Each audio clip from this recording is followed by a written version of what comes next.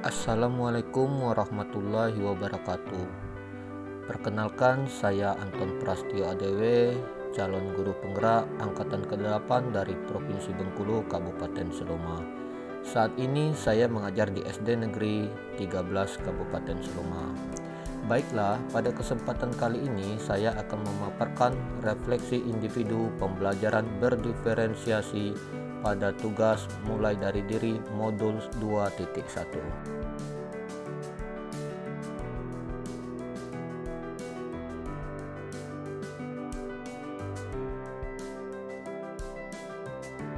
Pada video kali ini diawali dengan pertanyaan pemantik, yaitu bagaimana seorang guru dapat mengelola kelas dan memenuhi kebutuhan belajar murid-muridnya yang berbeda-beda. Maka untuk itu mulailah dengan langkah-langkah sebagai berikut.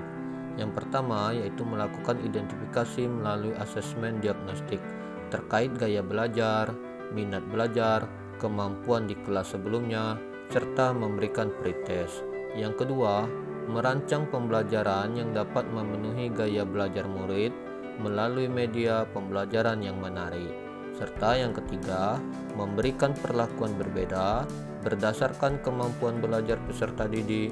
Dengan kemampuan rendah diberikan pembimbingan dengan porsi lebih banyak, sementara peserta didik dengan kemampuan lebih baik, pembimbingannya lebih cenderung mendorong mereka bekerja secara mandiri. Berikut adalah pertanyaan-pertanyaan reflektif. Pertanyaan pertama yaitu, bayangkanlah kelas yang saat ini Anda ampu dengan segala keragaman murid-murid Anda. Saya adalah guru di SD Negeri 13 Seloma, Kabupaten Seloma. Saat ini saya mengampu kelas 5. Murid-murid di kelas saya memiliki keragaman di antaranya yaitu yang pertama, perbedaan kemampuan ekonomi, yang kedua, perbedaan gaya belajar, yang ketiga, perbedaan minat, yang keempat, perbedaan kemampuan dalam memahami suatu pelajaran, dan yang kelima, perbedaan situasi belajar di rumah, baik dukungan maupun fasilitas belajar. Dan yang terakhir adalah perbedaan keterampilan membaca. Berbagai keberagaman ini mendorong saya mencari cara agar semua keberagaman dapat terakomodir dengan baik saat proses pembelajaran berlangsung. Misalnya dengan memberikan berbagai variasi media pembelajaran agar semua gaya belajar dapat memahami penjelasannya, atau berbagai metode pembelajaran ketika menjelaskan suatu konten materi. Pertanyaan reflektif yang kedua yaitu, apa yang telah Anda lakukan untuk melayani kemampuan murid yang berbeda? Apa yang Anda lakukan untuk membuat proses pembelajaran menjadi lebih mudah untuk murid Anda? Apa ada perlakuan yang berbeda yang Anda lakukan? Jika ada, perlakuan seperti apa? Jika tidak ada, apa dampaknya terhadap murid Anda? Untuk menjawab pertanyaan yang pertama ini, maka izinkan saya untuk memaparkan satu demi satu. Yang pertama adalah apa yang telah Anda lakukan untuk melayani kemampuan murid yang berbeda. Untuk melayani kemampuan murid yang berbeda, usaha yang saya lakukan yaitu yang pertama, melakukan asesmen pra pembelajaran atau asesmen diagnostik untuk mengetahui kemampuan awal peserta didik. Usaha yang kedua yaitu melakukan wawancara secara personal dengan murid mengenai minat, kondisi, kenyamanan belajar, serta kesulitan dalam pembelajaran. Usaha yang ketiga yaitu melakukan wawancara dengan guru kelas 4 untuk mengetahui rekam jejak kemampuan peserta didik di kelas sebelumnya.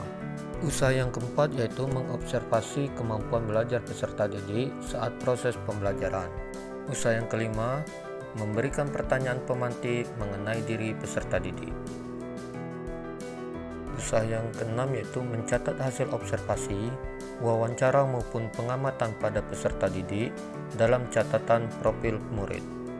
Usaha yang ketujuh, merancang perencanaan pembelajaran yang diusahakan dapat mengakomodir semua keragaman belajar peserta didik. Usaha yang kedelapan yaitu merancang atau membuat penilaian berdasarkan kriteria keberagaman tersebut.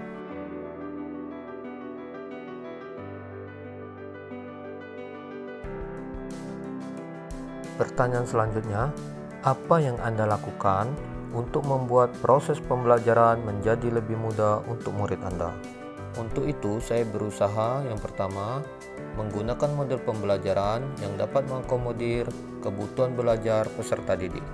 Yang kedua, menerapkan beberapa metode sekaligus pada saat proses pembelajaran berlangsung.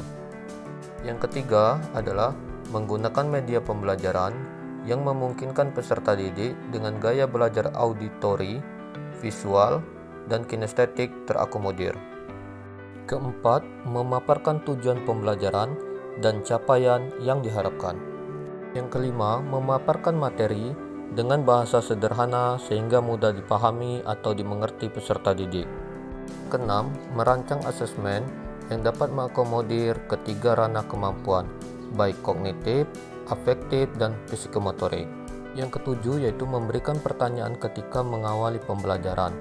Tujuan pertanyaan pemantik tersebut yaitu untuk mengetahui kemampuan awal murid.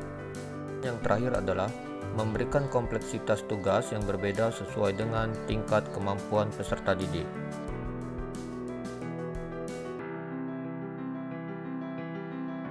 Pertanyaan lanjutan, apakah ada perlakuan yang berbeda yang Anda lakukan? Jika ada, perlakuan seperti apa? Dalam proses pembelajaran, saya berusaha memberikan pengalaman belajar yang berbeda.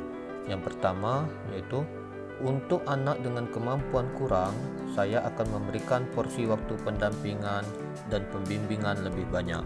Yang kedua, mengarahkan kemampuan murid yang memiliki kemampuan lebih baik dengan cara bekerja secara mandiri. Yang ketiga, untuk anak yang memiliki kemampuan kurang baik, tugas yang diberikan tidak terlalu kompleks. Keempat, untuk anak yang memiliki kemampuan yang baik, tugas yang diberikan memiliki kompleksitas dan tantangan tersendiri.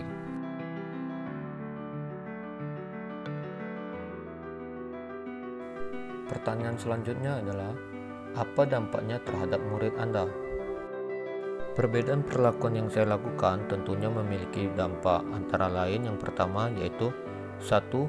Situasi kelas kondusif, karena peserta didik dengan kemampuan belajar yang lebih tinggi membutuhkan waktu lebih lama untuk menyelesaikan tugas yang menantang dan kompleks. Yang kedua, peserta didik dengan kemampuan lebih baik dapat menyelesaikan tugas secara mandiri.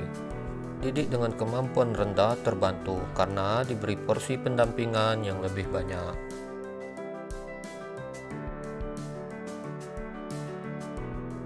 Pertanyaan refleksi yang ketiga yaitu, sebutkan tantangan-tantangan yang Anda hadapi dalam proses pembelajaran di kelas yang disebabkan oleh keberagaman murid-murid Anda tersebut.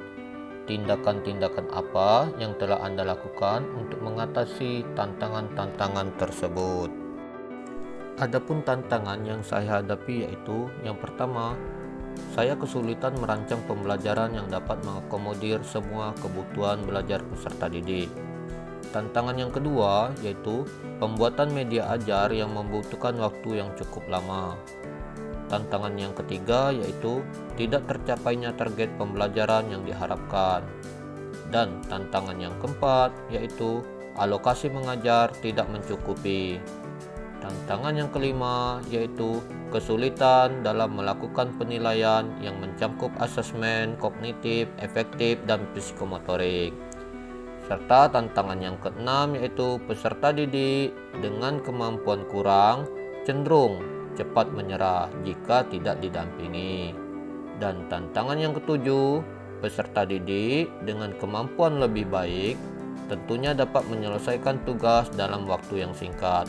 Namun, muncul kebosanan bagi mereka.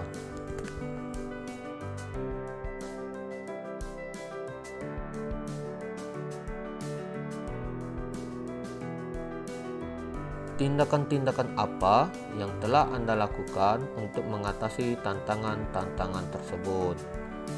Adapun tindakan yang telah saya lakukan untuk mengatasi tantangan tersebut yaitu, yang pertama, saya mengadopsi rancangan pembelajaran yang dianggap efektif, kemudian diinovasi sesuai dengan konten materi.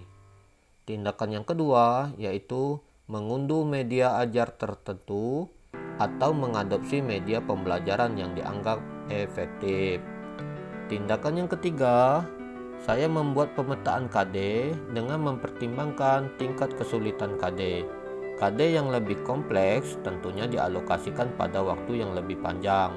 Sedangkan KD dengan kompleksitas sederhana diletakkan pada alokasi waktu yang lebih sedikit. Tindakan yang keempat yaitu asesmen yang dirancang diusahakan sederhana dan fokus pada indikator materi. Tindakan yang kelima yaitu melakukan pendampingan intensif pada peserta didik yang memiliki kemampuan rendah. Dan tindakan yang keenam yaitu peserta didik dengan kemampuan lebih baik diminta untuk menjadi tutor sebaya. Pertanyaan refleksi yang keempat yaitu, menurut Anda, untuk mengakomodasi tantangan yang terkait dengan keberagaman murid tersebut, bagaimana seharusnya pembelajaran itu dirancang, dilaksanakan, dan dievaluasi? Untuk mengakomodir tantangan keberagaman peserta didik, sebaiknya pembelajaran dirancang dengan menggunakan yang pertama, strategi pembelajaran yang memungkinkan guru menggunakan multimodel. Yang kedua, mengusahakan pembuatan media ajar yang menjangkau peserta didik, auditori, visual, maupun kinestetik. Yang ketiga, tidak menggunakan satu metode pembelajaran saja, melainkan dapat mengkombinasikan berbagai metode pembelajaran ketika mengajar. Pelaksanaan pembelajaran untuk mengatasi keberagaman peserta didik dengan usaha yaitu yang pertama, menggunakan ice breaking yang membuat peserta didik, auditori, visual, dan kinestetik terlibat dan merespon. Yang kedua, menginformasikan tujuan pembelajaran di awal agar peserta didik memiliki arah, target, capaian pribadi, dan pemahaman alur pembelajaran. Yang ketiga, menggunakan strategi tutor sebaya.